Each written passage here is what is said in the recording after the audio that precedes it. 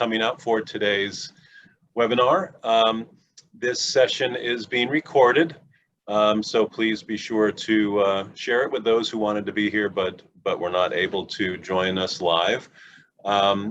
This is the latest installment in an ongoing lecture series hosted by the Urban Coast Institute Marine and Environmental Law lunch series. We had been doing these on campus for a while until the pandemic hit, so it's nice to be able to continue them at least in virtual format. And I want to briefly introduce our director of the Urban Coast Institute, Tony McDonald, who's on the call to just say a few welcoming remarks. And again, it's purely that. I do want to welcome people and very much welcome our guests today.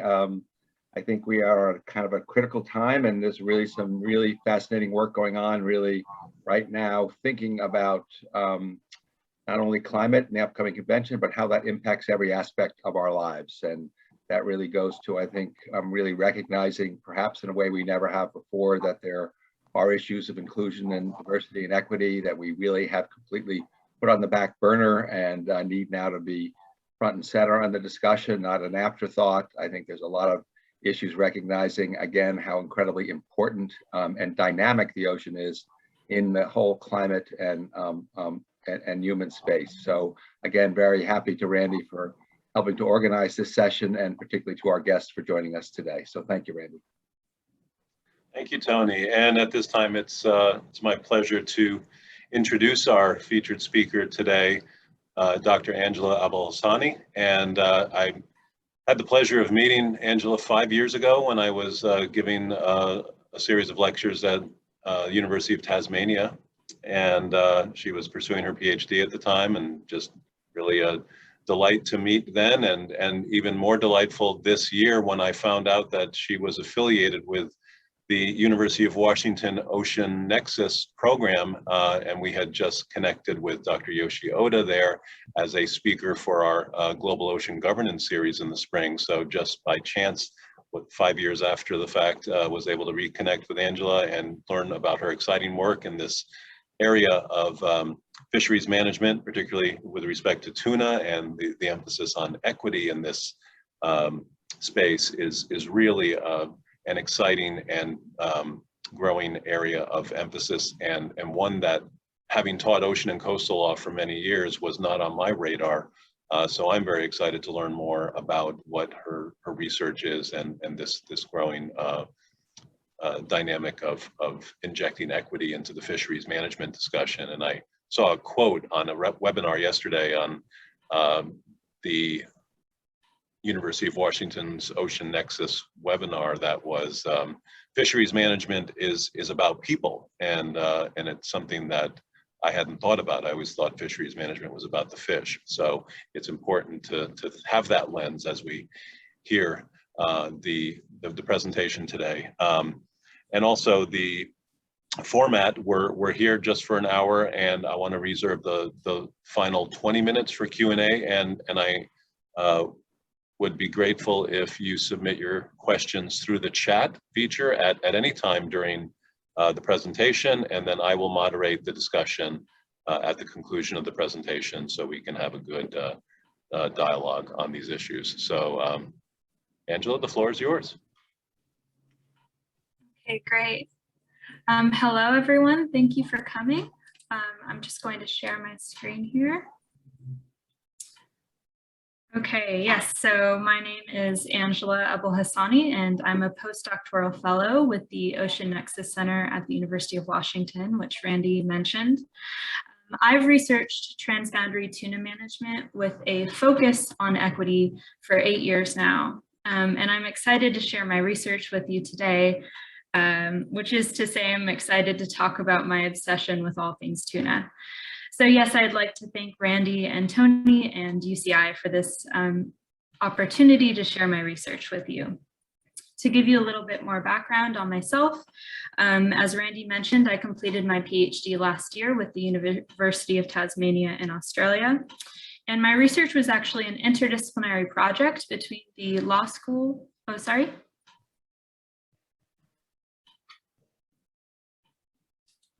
Your slide didn't advance.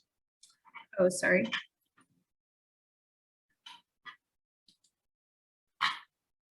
There we go. Perfect. Yes, so it was an interdisciplinary project between the Law School and Institute for Marine and Antarctic Studies there. So today I'm planning to give you an overview of my PhD research, and I'm looking forward to hearing your questions and perspectives. My focus on equity developed naturally from early experiences I had working in fisheries policy. I've interned and rapporteured for multiple intergovernmental organizations that negotiate and adopt policy on transboundary fisheries. These have included the secretariats of the Food and Agriculture Organization of the UN, the Western and Central Pacific Fisheries Commission, and the Commission for the Conservation of Antarctic Marine Living Resources. And what my experiences taught me were that there seemed to be two very different conversations happening in the academic literature and within the organizations themselves. While the literature focused mainly on themes of sustainability and effective fisheries management, it seemed that these organizations and their members were much more focused and preoccupied with themes of equity and the equitable distribution of economic benefits from fisheries resources. So I was actually surprised when I attended these meetings and found that they were these dramatic stages for fierce debates over control of fisheries resources. And this disconnect is really what led me to my PhD work, which addresses a lack of empirical research on how countries talk about equity in the specific context of transboundary environmental regimes and what the negotiating outcomes are, particularly for developing countries, which may be dependent on transboundary resources and which have particular vulnerabilities with respect to transboundary environmental problems. So just to give you a quick overview, I'm planning to give you a little bit of background on transboundary tuna management and then discuss equity from a legal perspective and how I use that perspective in my PhD research, and then present to you just a brief description of my research findings.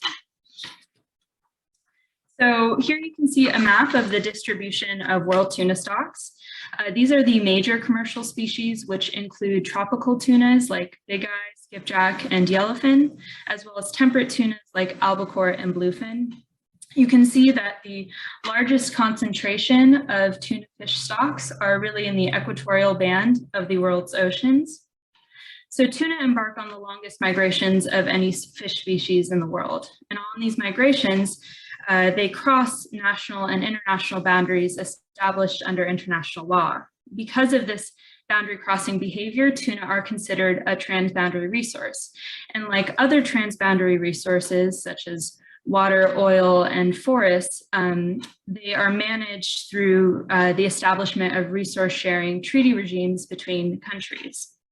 But unlike these other resources, tuna are a living mobile resource, and they're pursued by an increasing number of highly efficient and very large industrial fishing vessels. So in this context, countries have devised a regime to conserve and manage tuna stocks, and it's articulated in a series of authoritative legal instruments and implemented by the 5 tuna regional fisheries management organizations, otherwise known as the TRFMOs. So the 5 TRFMOs are the Commission for the Conservation of Southern Bluefin Tuna, the International Commission for the Conservation of Atlantic Tunas, the Inter-American Tropical Tuna Commission, the Western and Central Pacific Fisheries Commission, and the Indian Ocean Tuna Commission. As you've probably noticed from this slide, this area and fisheries work in general is rife with acronyms, and I had to use flashcards in the beginning, but just know that we're going to be focusing on the WCPFC and the IOTC. So these TRFMOs derive their management authority from treaty law agreed to by member countries, and then assemble these members every year to adopt regulatory measures to on tuna fishing activities in their regions. As I've mentioned, tuna migrations cross boundaries under international law, which designate areas of the ocean as either within or outside national jurisdiction. And this figure illustrates areas designated under national jurisdiction in these little bubbles. For those of you familiar with the law of the sea, areas within national jurisdiction are territorial seas and exclusive economic zones, which generally extend 200 nautical miles beyond a country's coastline. And in these areas, coastal countries have sovereign rights to explore and exploit marine living resources like tuna. In contrast, areas outside of national jurisdiction are designated the high seas. In these areas, all countries are subject to particular rights and duties, which include the freedom of fishing on the high seas, as well as the duty to cooperate for the conservation and management of migratory fish stocks like tuna. So within TRFMOs, coastal and fishing countries come together to deliberate on the management of transboundary tuna stocks.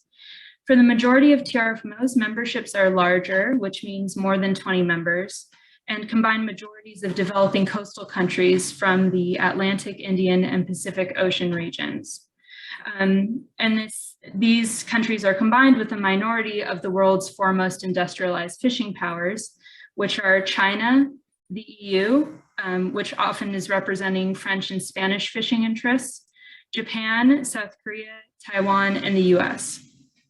So tensions often arise within TRFMOs due to conflicting interests between developing coastal countries on the one hand, which have resource rights to tuna stocks in areas within national jurisdiction, and industrialized fishing countries, which flag and subsidize vessels that harvest tuna stocks in areas both within and outside national jurisdiction. At the core of these tensions are often questions of equity, which I'd like to turn our attention to now. So let me preface by saying that equity is a difficult concept to study. And I believe this is because equity is associated with ethical questions about human institutions and their effects. It's also related to what Randy was talking about earlier in terms of managing human behavior rather than the environment or fish stocks themselves. So when we think about equity in the context of the TRFMOs, we're thinking about the ethical dimensions of environmental protection and natural resource management. As I've mentioned, my PhD was through a law school, so I looked to legal understandings of equity to provide me with a practical approach to studying it in the context of tuna management. From an international legal perspective, equity is defined against the fundamental concept of sovereign equality. Sovereign equality refers to reciprocal legal relations between countries and their identical treatment regardless of size, wealth, or any other factor. In contrast, equity is defined by the need for unequal treatment between countries in cases where equal treatment would produce an unjust result. So, under this definition of equity and its connection to the concept of justice among countries, there are judicial, generational, and legislative forms of equity in international law. But for my PhD, I focused on a legislative form of equity known as differentiation. In treaty law, differentiation refers to legal provisions that create non-reciprocal obligations which advantage developing countries. So ultimately, I compared legal commitments to equity on paper through differentiation with TRFMO management decisions in practice. And to accomplish this, I focused on the treaty law and management decisions of the two TRFMOs I mentioned earlier, the WCPFC and IOTC. And I conducted my analysis in 3 parts. In the first part, I analyzed differentiation in 2 key international fisheries law instruments, which are the United Nations Convention on the Law of the Sea, which was signed in 1982, and the implementing agreement for its fisheries provisions, the United Nations Fish Stocks Agreement, which was signed in 1995. For the second part, I then also analyzed differentiation in the treaty law of the WCPFC and IOTC. And for the third part, I applied my legal analysis to policy examples where equity considerations were relevant to WCPFC and IOTC management decisions. So I'm just going to give you a brief review of the TRFMOs I chose to include in this study. The first is the WCPFC to the left. It has operated for 17 years, and it's responsible for the largest and most valuable tuna fishery in the world. Its regional mandate covers nearly 20% of the Earth's surface, and it has 33 members. In this membership, there are developing coastal countries, which include the largest concentration of the world's small island developing states in the Western and Central Pacific, as well as Indonesia and Philippines. And it also includes all major industrialized fishing powers, which I mentioned earlier. That is China, EU, Japan, South Korea, Taiwan, and the US.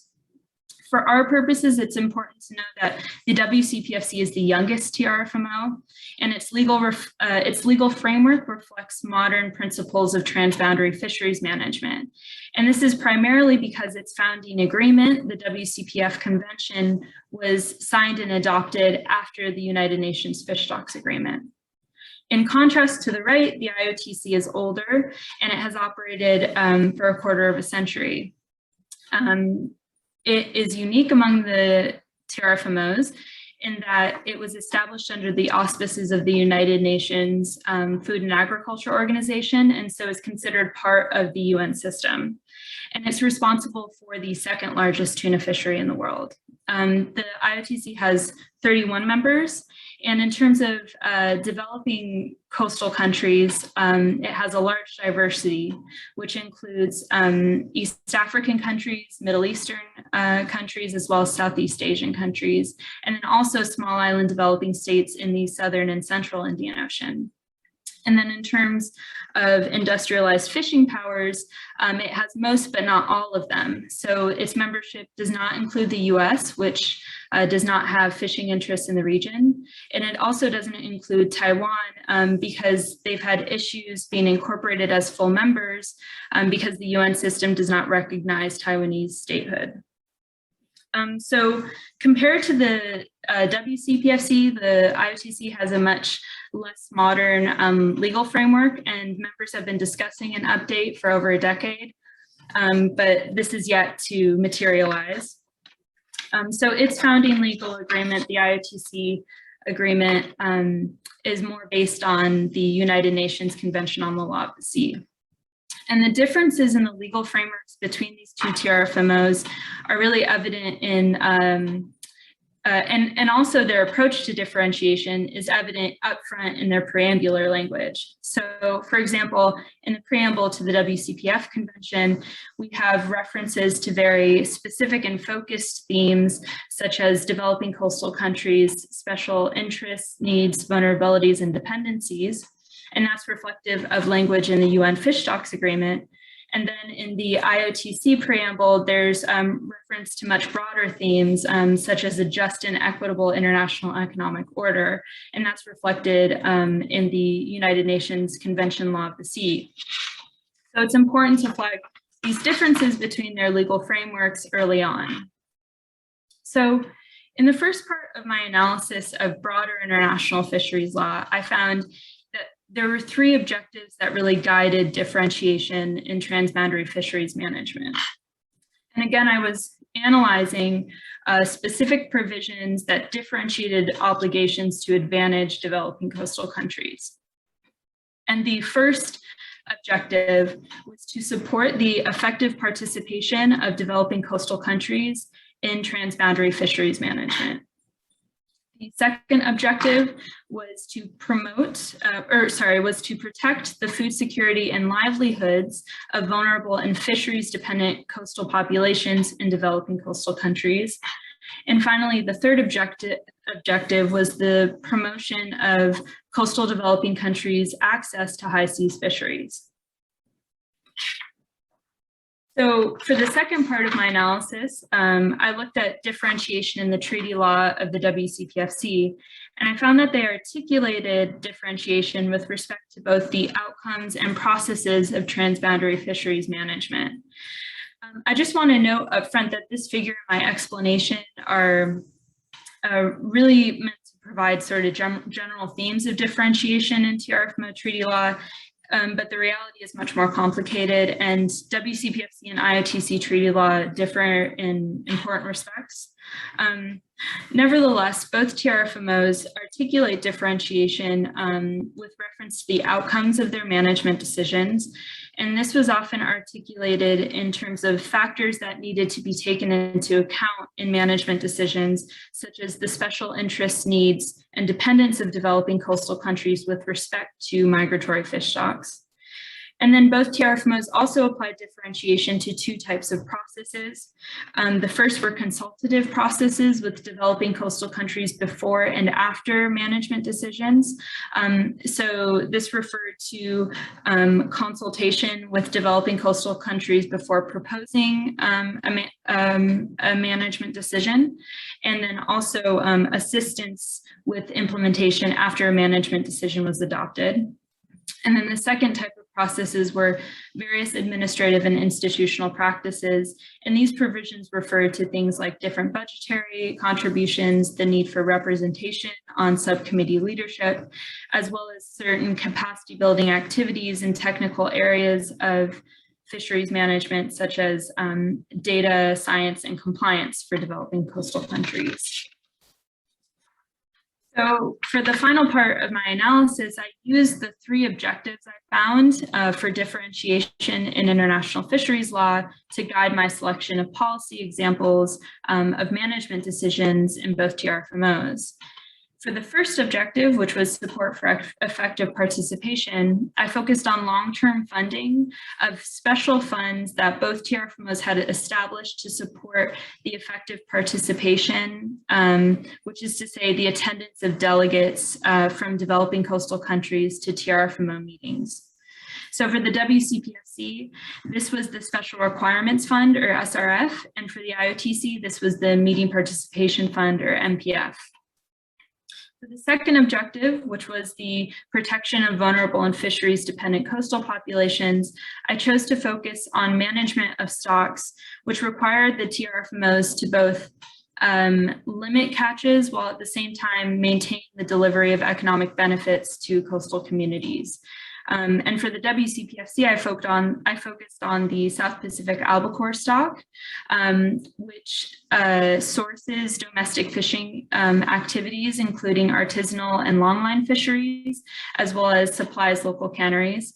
And for the IOTC, I chose the yellowfin stock, which also supports artisanal fisheries and local canneries.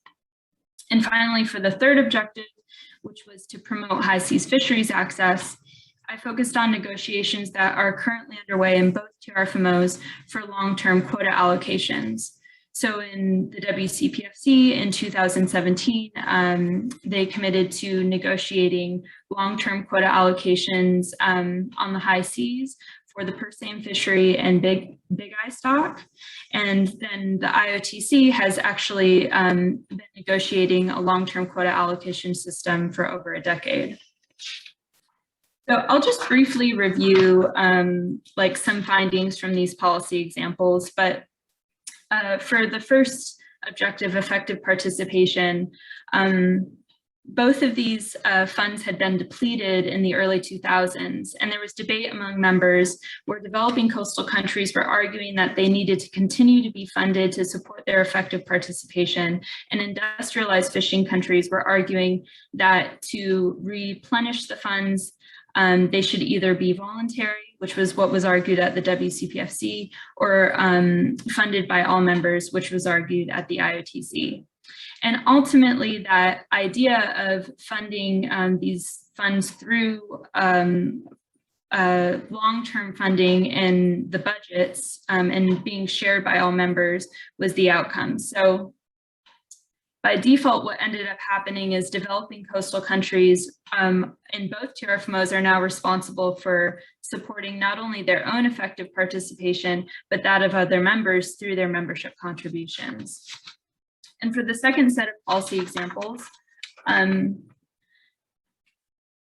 was analyzing so South Pacific albacore and yellowfin, and in both cases, the TRFMOs had received early scientific evidence that rising catches of these stocks required management action. At the WCPFC, this involves strengthening existing catch limits, and at the IOTC, this involved the development of new catch limits. As I've mentioned, both stocks source local canneries, which support local employment. However, these canneries source their raw material from foreign fishing fleets, which land at port. So what's interesting is there was this interdependence between local canneries and foreign fishing vessels, which meant that within the TRFMOs, developing coastal countries and industrialized fishing states were both very interested in maintaining recent catch levels. And what these circumstances led to was the adoption of several heavily negotiated interim catch limits, which grossly exceeded scientific recommendations. Ultimately, the outcome of negotiations was that both TRFMOs committed to revising their long-term management strategies for both stocks. So these long-term commitments, however, have yet to really materialize, and current catch limits that are in effect right now continue to jeopardize long-term economic benefits for coastal communities. And then finally, for high seas fisheries access, where I was looking at more preliminary allocation discussions at the WCPFC and then these much more mature negotiations at the IOTC, I found that both TRFMOs have continually extended their negotiation deadlines. The WCPFC extended its deadline after members were unable to agree to just the basic objectives of a preliminary workshop. And the IOTC has repeatedly extended its deadline since establishing a technical committee on allocation criteria in 2011. So it continues to be unclear in both TRFMOs whether differentiation will play a part in the final allocations. At the WCPFC, for example, one industrialized fishing country has argued that certain provisions on differentiation do not apply to the current allocation negotiations. And at the IOTC, although some recent proposals include allocations for preferential high seas quota for developing coastal countries, the quantity of it really varies across proposals. So I would say the negotiation outcomes for those policy examples were somewhat indeterminate. So I know that was a lot, but I'd like to draw your attention to two major findings of my research. And the first finding was really that the WCPFC appeared to have a more well-developed body of law on differentiation than the IOTC.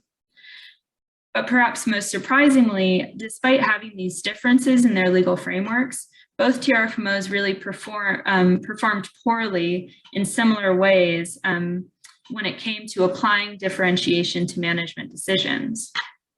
So I believe that what this indicates is that my research shows law may not have the most significant role to play in producing equitable transboundary tuna management. Rather, as scholars of international law negotiations like Thomas Frank and Cecilia Albin have argued, legal articulations of equity like differentiation may play a discursive role in TRFMO negotiations. And what I mean by that is legal provisions concerning equity provide this discursive flexibility for negotiators to produce management decisions and to reach a settlement of conflicting claims.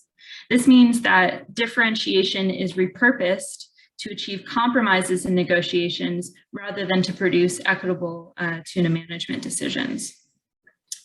And then as part of some of my research, which I wasn't able to cover, it seems that these negotiated decisions are then constrained by factors outside of the realm of TRFMO decision-making, which includes things like political economic factors in the tuna industry, as well as national geopolitical strategies and interests.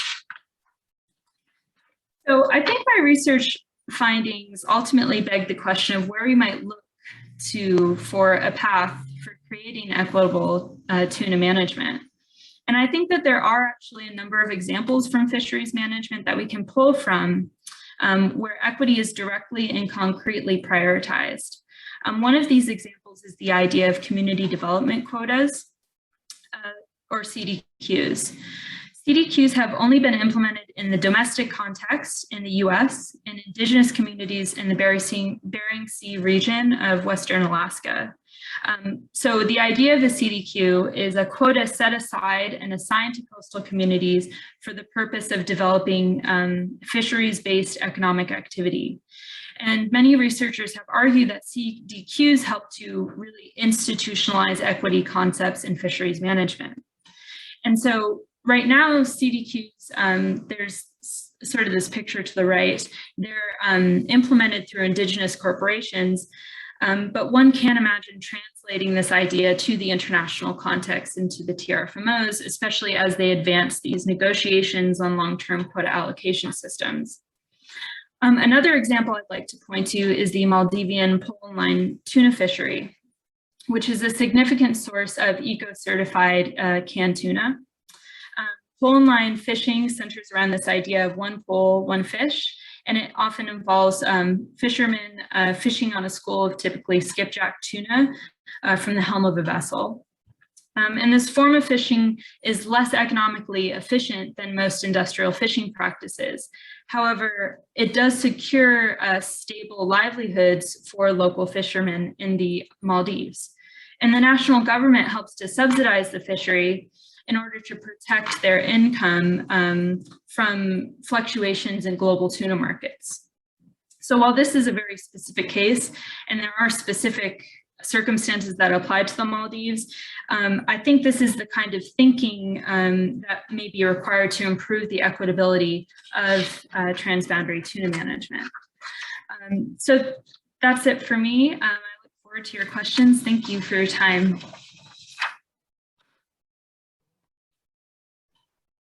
Very much, Angela, for that very informative presentation. And I'd like to start things off with a few questions that will hopefully generate a bit more engagement.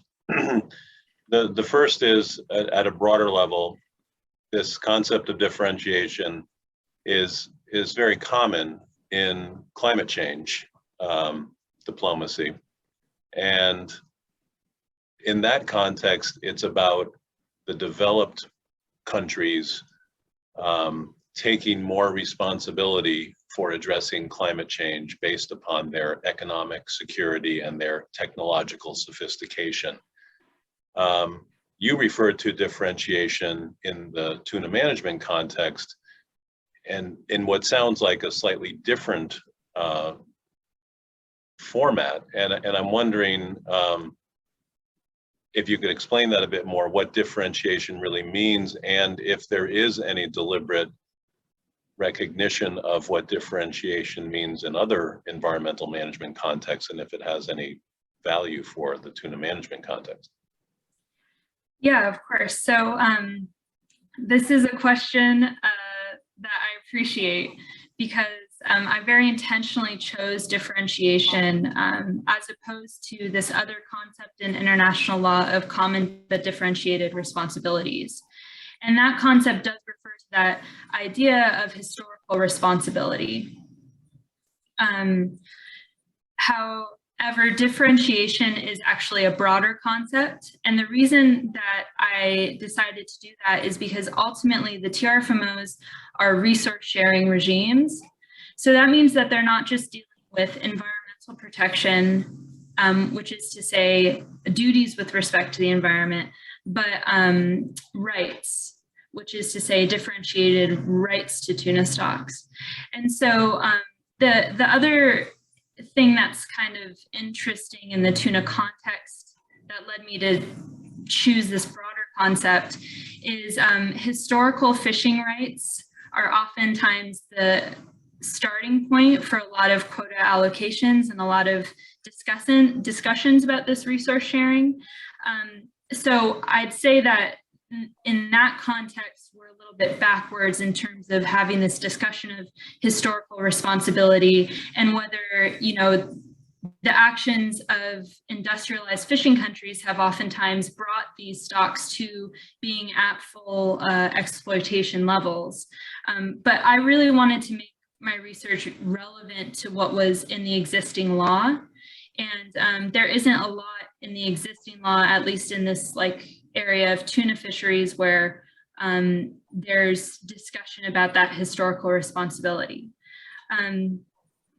So yeah, so differentiation sort of encompasses common but differentiated responsibilities, but they're not quite the same. And scholars of differentiation like even differ on that, but I really regarded it as encompassing sort of a broader idea of not just responsibilities, but also rights. That's very helpful. And actually, I had a follow-up on the international legal regime and its role here. So as a law professor, I was disheartened by the reference to international law doesn't have a significant role to play. And then I'm thinking, what does the law of the jungle? I mean, how can equity be effectively promoted on a global scale if you feel international law doesn't have a prominent role to play? Yeah, I mean, I think that's the most provocative aspect of my presentation and how I've been presenting my findings. And I don't mean to say that it has no role to play. It's just that oftentimes these legal regimes are looked to as the first option for addressing these very political and economic issues. And so while I think that those need to be very explicitly and concretely addressed in the fisheries regime before we then go on to, because I don't think that the law itself is going to move us in the right direction, or at least it doesn't seem to be doing that at the moment. I think that's a fair observation to make. I certainly don't see international law as a panacea by any means to resolve all our problems. Yeah, so maybe that's how I should be presenting it. I'll be happy to give you some of those sound bites, and that's my specialty. So we have a question: what are the prospects for widespread deindustrialization in fishery management? The Maldives example seems to point to some interest or value in intentional retraction in industrial practices. Yeah, I mean, this is a really great question for tuna management moving forward, I think. And also this broader discussion about the blue economy in ocean governance, and the question of what kind of pathways are we going to take moving forward? Because there's research that shows that these industrial fishing vessels rely largely on government subsidies to operate. So we know that this isn't a question of like, are we socializing fisheries? You know, I would say this is an example of that corporate socialism that we've seen discussed in the US. And so if we are responsible for subsidizing these fisheries so that they can operate, can we subsidize them in a way that prioritizes equity and think more broadly than having an economically efficient fishery, rather having a socially equitable fishery which supports as many livelihoods as we can. So I think pole line fisheries are a good example of that. There's someone in the chat who's actually from Maldives who knows more about this case than I do. But I think that's a way forward. And I know that there's also sort of pilot programs in the Pacific and Solomon Islands. One of the issues with pole line fishing, to be completely transparent, is the need for bait fish. And that can have certain pressures on coastal fisheries as well. But I think that if we can have more of a conversation, that would be good. Yeah. This is a comment perhaps for you to respond to. The legal principles for equity, differentiation, and capacity building seem weighted to the status quo, just a somewhat better version. Equitable tuna management may be too narrow to consider the social and economic aspects of equity and equitable sharing of benefits and impacts of tuna management. Yeah, I mean, I understand that because I chose to have this sort of more narrow perspective to reflect what was in the existing law. So trying to see what countries equity-wise had already committed to on paper, and then were they respecting and implementing and applying those commitments in practice. So I definitely take that that point, and I discuss the broader ideas in international law of the procedural and distributive aspects of equity in my thesis, but I think it was important to show what's actually happening within these organizations, because while I totally agree with that, there is this lack of empirical research into what our countries actually doing equity-wise right now. Yeah. And just a question here for some context that I'm curious about as well. There was one question about price-wise, which tuna species is the most expensive on a price per pound basis, and are there any tuna species currently listed as threatened or endangered? This is a really good question. Again, my focus is more on sort of these other tuna stocks that are in tropical regions, and those tuna stocks are generally quite fecund and less endangered. But my understanding is that southern bluefin tuna, or bluefin tuna in general, is the most expensive tuna. So that's a temperate cold water tuna. And generally they have a longer lifespan than other tunas. So this means that their stocks are less resilient to heavy fishing pressure. That one of the TRFMOs, the Commission for the Conservation of Southern Bluefin Tuna, CCSBT, they're responsible for southern bluefin tuna. And my understanding is what they've been struggling with for the last decade or so hasn't been creating the right quota allocation to limit fishing pressure. It's been that they've had misreporting or even inaccurate reporting from member countries. So that might be the reason. I see another question. Yeah, from you, Randy. That might be the reason for the difference between Atlantic tuna and southern bluefin tuna. Can you restate that difference then? Oh, yeah, so they're managed by different TRFMOs, and part of the issue for the last 10 years with southern bluefin tuna management has been misreporting. So the quota allocations haven't been working because they've been starting from the wrong starting point, if that makes sense. Do you think that's really the only basis for the distinction? I mean, there aren't climate change factors or other dimensions? Well, yeah, I'm not a bluefin tuna expert, but that's my understanding. I mean, I know, yeah, and there are multiple, there's like Atlantic tuna, and then there's also Mediterranean. Bluefin tuna populations in general are harder to manage because of this lack of resilience to fishing pressure. But I know, in Tasmania, at the University of Tasmania, they were doing research into how ocean warming was affecting southern bluefin tuna populations. So it's possible that there's some interaction there. That's helpful. And as far as getting back to the equity idea, when you were talking about promoting access to high seas fisheries for developing nations, is that really just limited to enlarging their quota? Yeah, so this is one of the most debated and controversial objectives in my analysis, and it's actually mostly supported by a provision in the United Nations Fish Stocks Agreement. It relates to high seas allocations, but you're right, it also relates to broader provisions about transfer of technology. So yes, it's related to sort of this broader question. I'm very interested to see how these quota allocation talks go within both TRFMOs, because oftentimes you see legal interpretations of provisions like that in the heat of negotiations being interpreted by negotiators.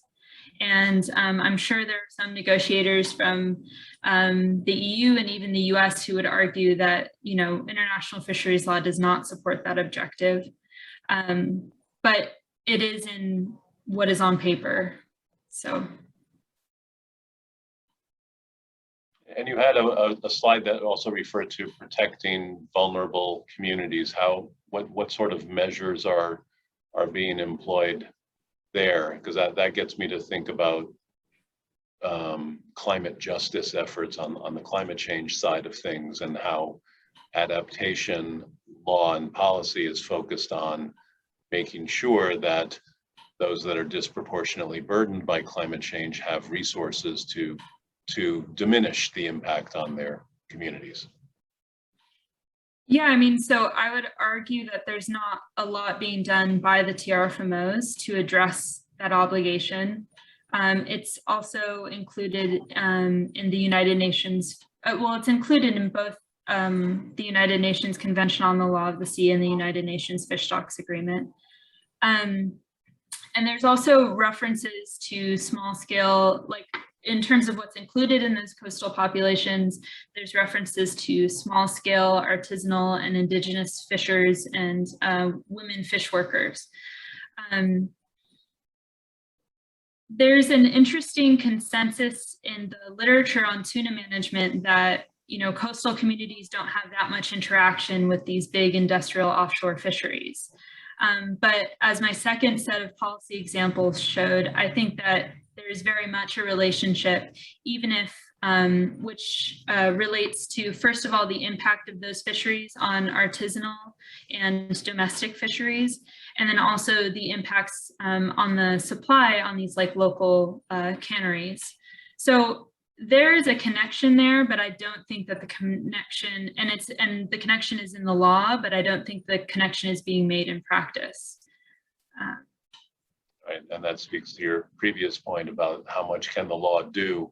And Tony's comment in the chat seems to confirm that observation you made, which is those other dimensions, that idea about protecting vulnerable communities through the law may be somewhat outside the scope of the management mandate for these organizations. Quota and allocation may be their driver and objective.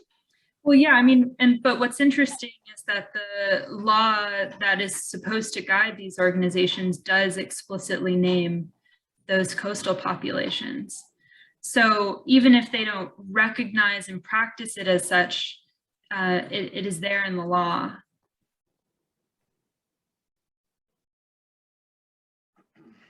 So are you aware of any alternatives for a way forward in protecting these vulnerable communities outside of the recommendations you made?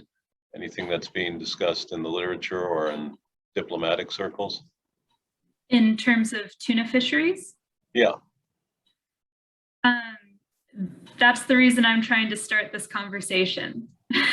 So you're very much at the cutting edge alone. That's a good place to be as a scholar.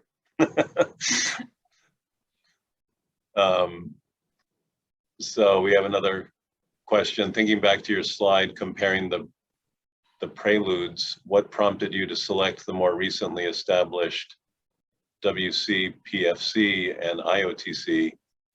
And do you think your findings would change if you picked two different organizations? Oh, that preamble, not preludes.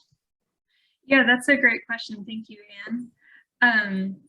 So I chose to compare the WCPFC and IOTC because they have sort of similar characteristics, which is that they have these large memberships and they have this pretty clear division between the developing coastal countries and the industrialized fishing countries.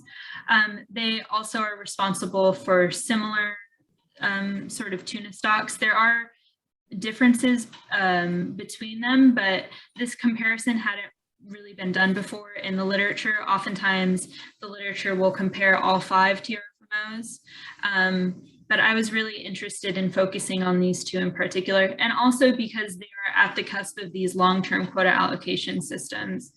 And so these questions of equity really need to be brought to the forefront. And also I did my PhD in Australia, which is a member to both those organizations. So I was able to be a non-governmental observer on the government delegations to meetings for both the WCPFC and IOTC. So practical considerations as well. Can you tell us a little bit about how your research agenda has evolved since completing this PhD work in the equity and fisheries management space? Yeah, absolutely. So with Ocean Nexus at the moment, we're looking at sort of two projects right now. The first project is basically, I'm looking at applying a critical perspective on scale, which comes out of literature in political ecology and human geography, to tuna management. So what's interesting is often the TRFMOs are identified as the primary scale at which to manage tuna stocks. But there are examples that go beyond these commercial tuna stocks, which I presented, for example, nearshore tuna stocks, that are not well researched and are really undermanaged by the TRFMOs. I also think that there are examples of these temperate tuna stocks, for example, South Pacific albacore, which really could be managed at a smaller scale. And so I'm trying to bring a critical perspective on scale to tuna management and see if we can look a little bit beyond the TRFMOs to possibly support other scales of management, which will more effectively and equitably manage these neglected tuna stocks. Because oftentimes these other tuna stocks I'm talking about are many coastal communities are really depending on them, as opposed to these like larger commercial tuna stocks where they're largely part of funding government revenue. And then the second area is we are looking at that sort of climate justice impacts on tuna migrations. And specifically in the Pacific, there's some really interesting research going on, which is arguing that tuna stocks are going to move and problematically out of areas under national jurisdiction and more into areas outside national jurisdiction on the high seas. And so the question is, how will developing coastal countries that rely on these tuna stocks for government revenue maintain those economic benefits? And this could possibly be through these long-term quota allocations and perhaps, securing those rights so that they're not tied to the spatial location of the tuna any longer. Thank you, Claude.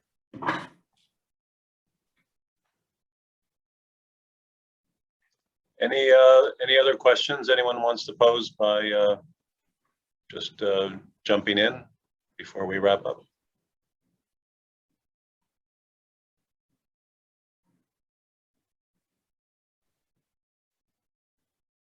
Okay, well, I just want to ask everyone to join me in thanking Angela for an excellent presentation, really informative dialogue at the end to cap off a great project. And I have the pleasure of hearing a continuation of this interesting story in my Ocean and Coastal Law and Policy class tomorrow. Angela will be delivering a guest lecture that's looking more broadly at the history of equity in management under UNCLOS and fish stocks agreement with respect to fisheries management generally and tuna. So that's going to be another valuable contribution to the Monmouth community, but I'm grateful that she was able to join us for this context, and the recording will be available soon, and we will be circulating it to those on our list so you can share it widely and continue the great conversation that we were able to have today. Thank you, Angela, very much for your contribution. Thank you. Excellent. Thank you.